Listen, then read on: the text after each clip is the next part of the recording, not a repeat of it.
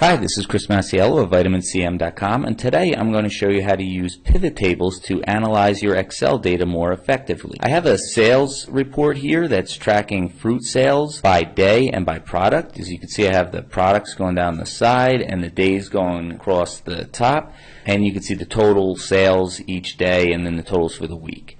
Now, where all this data came from was this detail tab. So in the detail tab you can see each day, each product that was sold and how much of it was sold.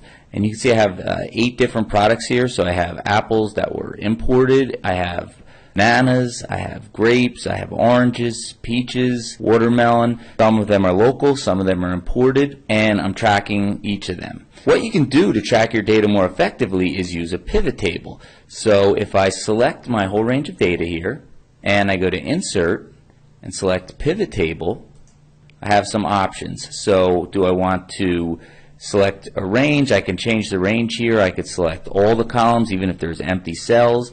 I can use an external data source. I can place the pivot table in a new worksheet or inside this existing one. I typically like to go in a new one because it looks a little more clean, so I'll hit OK, and it creates a new spreadsheet in this, and it creates a new worksheet in this file where I can build my pivot table. So here are all the fields I had, the 4 fields on my report: product, origin, day, and sales. And I can organize them into these areas so I can decide what my row labels will be. And I want to list my products down my rows. And you can see it lists them here.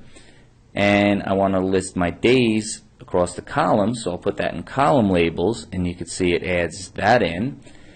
And for values, that's got to be something with a numeric value, and of course that's going to be my sales figures, so I'll drop that in. Now, if I click on this and go to Value Field Settings, you can do a few things. So you see it's giving me the sum of the sales. I could do the count, I could do the average, minimum, maximum, etc.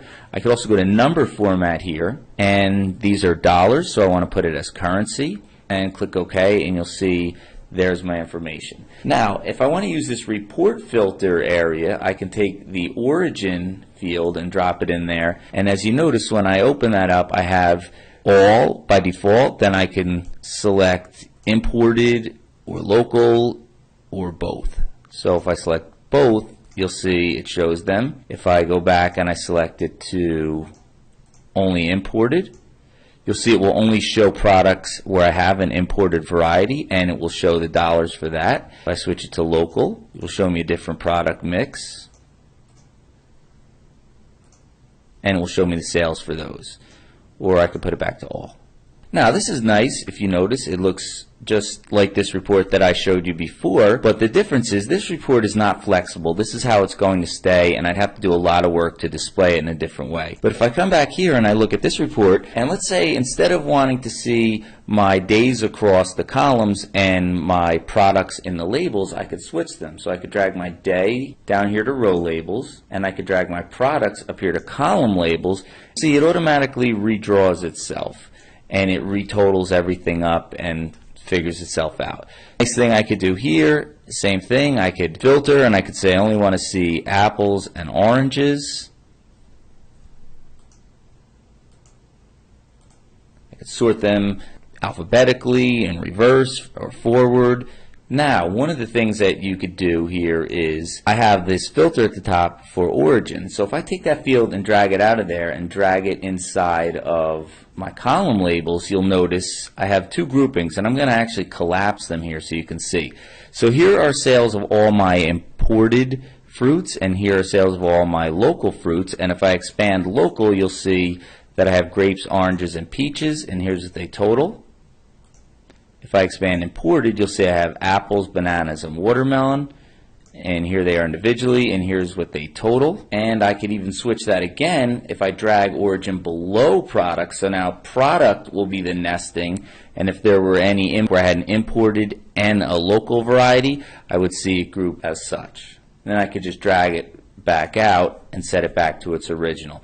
And then let's say I still don't like it with the products going across the columns, I could switch it again, put it back, and now it will look just like that other report that we originally started with.